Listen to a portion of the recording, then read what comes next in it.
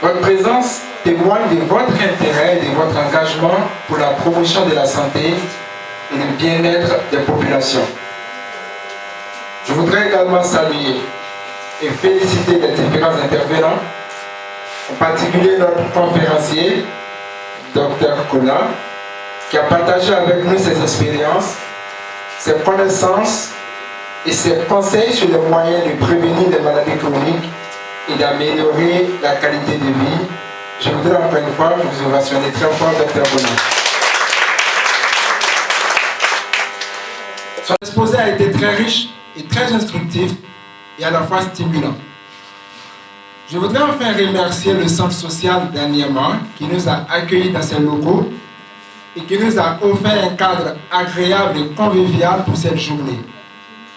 Mesdames et messieurs, la campagne de prévention des maladies chroniques que nous lançons aujourd'hui est une opportunité pour sensibiliser, informer et éduquer le grand public sur les facteurs de risque, les symptômes, les complications et les traitements des maladies chroniques.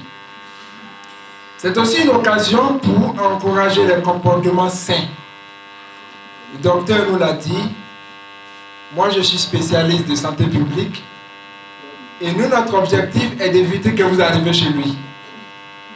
Et parce que lui, il va vous soigner pour que vous guérissiez. Et moi, en tant que promoteur de la santé, en tant que spécialiste de santé publique, je veux justement que vous ne tombez pas malade. Et le gros problème aujourd'hui dans notre population, dans nos communautés en Afrique, c'est le fait qu'il y a tellement de maladies que les médecins sont débordés. Nous ne faisons pas la prévention. La prévention nous intéresse peu. Et c'est par rapport à notre culture. Parce que dans la culture africaine, nous on dit médicament. Pour nous, hôpital égale à médicament. Et si vous étudiez nos langues, la plupart du temps, le soignant, quand on veut dire qu'un soignant est fort, on dit qu'il connaît le médicament. À qui connaît le médicament, hein, ça veut dire qu'il est bon.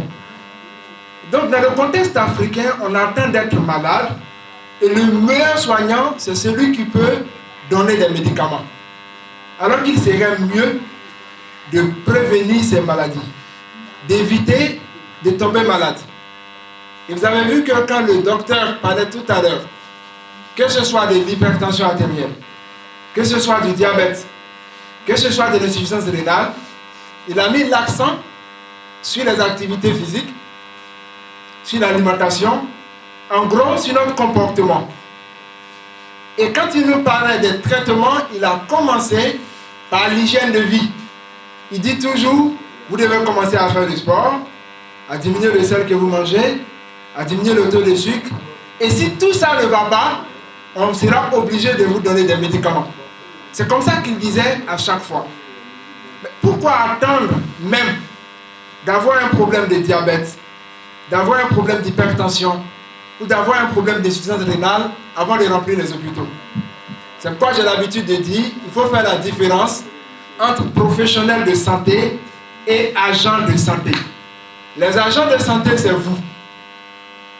C'est ceux qui peuvent agir sur la santé. Et ça, on n'a pas besoin d'aller à l'école. C'est vous-même qui êtes les agents de santé. Et Dr Kola et ses collègues sont les professionnels de santé. Mais les agents de santé, c'est d'abord nos mamans et j'aime à le dire. Dans l'exemple du docteur, il a dit quoi? Quand on prépare, on va mettre le sel dans tout. Ça veut dire que la prévention de l'hypertension va commencer par qui? Par nos mamans. Si maman prépare mieux, l'hypertension va diminuer déjà. C'est ça notre objectif, nous, notre ONG, de sensibiliser, d'engager les communautés, de sorte à ce qu'on ait les meilleurs comportements. Nous ne voulons pas vous proposer des médicaments, non. Nous voulons vous proposer ce qui va éviter que vous n'ayez besoin des médicaments. Et ça, dans notre contexte de pauvreté, nous pouvons diminuer les problèmes. Parce que la santé bouffe beaucoup d'argent. Sur tous les plans. Le gouvernement va dépenser beaucoup pour construire les hôpitaux. Et c'est ce qui se fait en Afrique. Hein? Des nouveaux CHU, des nouveaux CHU, des nouveaux CHU, des nouveaux CHU. On les équipe, on forme de nouveaux médecins, mais tant que la population ne change pas, ça ne suffira pas. Même si on va construire 10 CHU à Abidjan, ça ne suffira jamais tant que la population ne change pas de comportement. On va former tant de médecins endocrinologues, cardiologues, ça ne va jamais suffire. Pourquoi? Parce que chaque enfant qui n'est même pas encore né est un malade potentiel à cause des comportements de la population. Et donc, l'enfant qui est né aujourd'hui, sa place est déjà occupée à l'hôpital. Vous voyez que c'est un gros fardeau pour les gouvernements et quelle que soit la volonté des gouvernements, ils ne peuvent pas régler le problème tant que nous, en amont, nous, population, nous ne changeons pas de comportement. La deuxième chose sur laquelle je voulais insister, sur la prévention, Dr Kona vous a dit qu'il faut chaque fois vous contrôler. Les hôpitaux dans d'autres pays, notamment en Occident, ne sont pas des hôpitaux faits pour les soins curatifs. C'est beaucoup plus pour les soins préventifs. Combien d'entre nous a déjà consulté un dentiste juste pour voir si ses dents vont bien? On ne va jamais. Si vous nous voyez chez le dentiste, on a mal à la dent. En Occident, en Europe, les gens vont chez les dentistes. Chaque mois, il va chez le dentiste. Depuis l'enfance, le dentiste va regarder les dents et s'il voit qu'il y a un trou, il y a une carie qui est en train de s'installer, il agit tout de suite. Nous, on attend jusqu'à ce que c'est troué et que c'est enflé qu'on ne peut pas dormir. Et c'est là qu'on dit, ouais, ils sont longs, tu devrais t'asseoir, ils ne te reçoivent pas. Mais vous êtes nombreux. Donc on ne peut pas vous recevoir. C'est pourquoi vous serez étonné si vous discutez avec des parents en Europe. On va vous dire, on ne peut pas se lever comme ça pour aller à l'hôpital en Europe. Ce n'est pas possible. Il faut appeler le médecin, prendre rendez-vous, parce que c'est rarement une urgence. Rare fois, c'est une urgence. Beaucoup de fois, il va juste voir son médecin pour sa consultation préventive. Donc là, je suis sur le point de la consultation préventive. De temps en temps, allez juste prendre le sang, faire un bilan, comme le docteur l'a dit, vérifier votre glycémie alors que vous n'êtes pas déclaré diabétique. Vérifiez la tension alors que vous n'êtes pas hypertendu. Vérifiez l'urée, la créatinine alors qu'on ne vous a pas déclaré insuffisance rénale. C'est là la prévention et c'est ce qui est mieux pour nous. Si nous faisons cela, les choses iront beaucoup mieux. En dernier lieu, nous avons besoin de votre implication, de votre collaboration et de votre mobilisation pour faire de cette campagne un succès. Parce que là, c'est le lancement, mais jusqu'au 30 septembre, nous allons continuer à travailler dans la communauté. C'est pourquoi nous avons invité aujourd'hui que les leaders d'opinion, les présidents d'associations, les chefs du village et autres, les imams. Nous vous avons invités parce qu'après cette journée de lancement, nous devons continuer à travailler. Et vous représentez les communautés, vous ne les représentez pas que pour la religion ou que pour votre activité. Vous les représentez aussi pour la santé.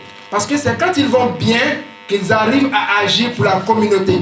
Donc nous comptons sur vous pour les sensibiliser à participer à cette campagne de dépistage. Et nous allons aller vers vous. Nous ne demandons pas à ce que vous venez vers nous. C'est nous qui allons partir dans vos différentes communautés pour consulter, pour dépister. C'est pourquoi aujourd'hui nous n'avons même pas prévu de dépistage parce que pour nous ça serait trop superficiel. On va aller dans vos communautés, comme ça vous êtes chez vous, vous avez tout votre temps et vous pourriez poser plus de questions. Donc les médecins viendront vers vous, les équipes viendront vers vous, mais là vous devrez relayer l'information, continuer à mobiliser les gens pour que quand nos équipes viennent chez vous, il y ait beaucoup de gens qui puissent participer. Alors, ensemble, nous pouvons réduire l'impact des maladies chroniques sur notre santé, sur notre société et sur notre économie. Ensemble, nous pouvons vivre mieux et plus longtemps. Je vous remercie de votre aimable attention.